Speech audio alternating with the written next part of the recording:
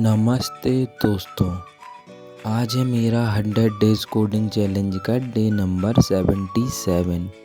तो जैसा कि हम लोगों ने प्रीवियस वीडियो में अपने हाउस क्रू प्रोजेक्ट का ईयर डायग्राम देखा था, तो आज की वीडियो में मैं आपको कुछ इम्पोर्टेंट MySQL और बोले तो SQL की क्वेरीज बताऊंगा, जो मतलब अपन प्रोजेक्ट में बेसिकली यूज़ करते हैं।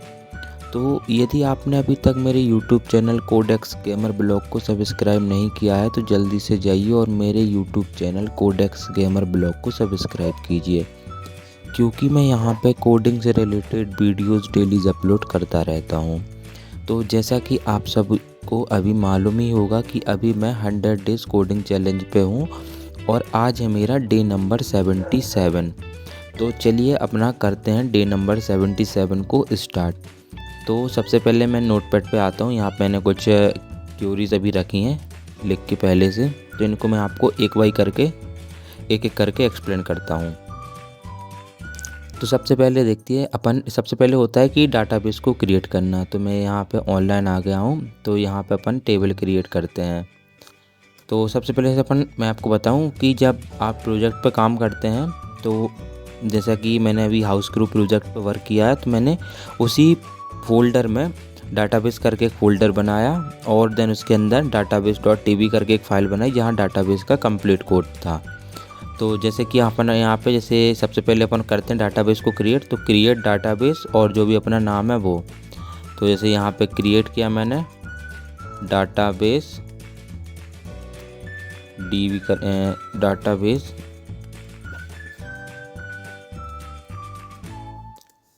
यहाँ आई थिंक डाटाबेस क्रिएट शायद ना हो, हाँ तो ये यहाँ पे नहीं होगा।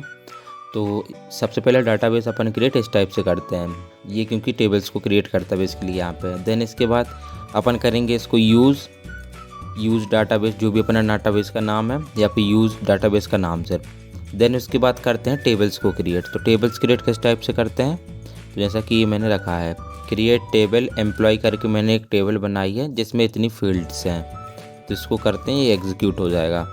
एम्प्लॉय करके मैंने टेबल बनाना चाहता हूँ मैं, इसमें एक आईडी होगी, एक नेम होगा एम्प्लॉय का, एक सैलरी होगी, है ना। इसको एग्जीक्यूट करते हैं अपन, तो ये एम्प्लॉय की टेबल यहाँ पे क्रिएट होगी, तीनों चीज़ में शो हो गई हैं। तो इस टाइप से अपन एम्प्लॉय या जो भी अपन टेबल क्रिएट करना चाहें और जितनी यहाँ अपनी यहाँ पे फील्ड हो तो वो अपन यहाँ पे लिख के इसको बना सकते हैं। देन दूसरी क्वेरीज क्या है कि जब अपन को जैसे अपनी कोई एक टेबल अपन ने ऑलरेडी बना ली, अब अपन उसमें चाहते हैं कि अपन उसमें कुछ कॉलम्स को ऐड करें, तो उसमें क्या कमांड चलानी है, सबसे पहले लिखना है अल्टर टेबल। ओवरऑल देखा जाए तो जब भी अपन किसी भी टेबल को मॉडिफाई करते हैं तो अल्टर टेबल लिखना ज़रूरी ही होता है ना।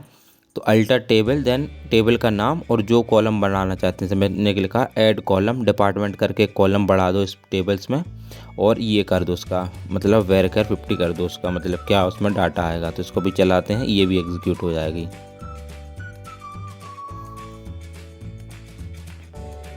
तो ये देखिए ये डिपार्टमेंट के यहाँ पे अपडेट हो गया, इसमें ऐड हो गया बोले तो।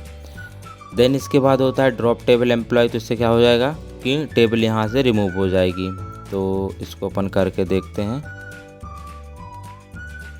तो ये यहाँ से रिमूव होगी, मतलब ड्रॉप में हट जाती है टेबल या डिलीट हो जाती है। तो इसके साथ अपन नीचे आते हैं, जब इसमें देखते हैं कि select star from employ where salary, तो ये क्या कर रहा है कि जिस सेलेक्ट स्टार मतलब ये पूरे जितने भी मतलब एम्प्लॉय हैं जिनकी सैलरी 50,000 से ऊपर है उनको मतलब सेलेक्ट कर रहा है। स्टार से क्या होता है कि सभी को सेलेक्ट करता है। देन वेयर से क्या होता है कि कंडीशन लगाते हैं अपन, तो मैंने कंडीशन क्या लगाई, जहाँ सैलरी 50,000 से ऊपर हो, तो इसके बेस पे ही फैच करेगा। देन अपन जब इस टेबल में अपन को डाटा डालना होगा तो इसमें क्या करेंगे, इनसाइड इनटू लिखना ही लिखना है अपन को। देन टेबल का नाम, और ये कंपलसरी नहीं है, इसको लिखना चाहे लिख सकते हो। ये तब कंपलसरी है जब अपन इस टाइप से डाटा देते हैं ना। तो यदि मैं इसको हटा दूं तो फिर क्या करना पड़ेगा कि जो ये डाटा है अपन को सीक्वेंस में देना पड़ेगा। ये टेबल में सबसे पहले एम्प्लॉय में क्या है आईडी, तो आईडी मैंने 1 दे दी, नेम में ये दे दिया, फिर सैलरी ये दे दी।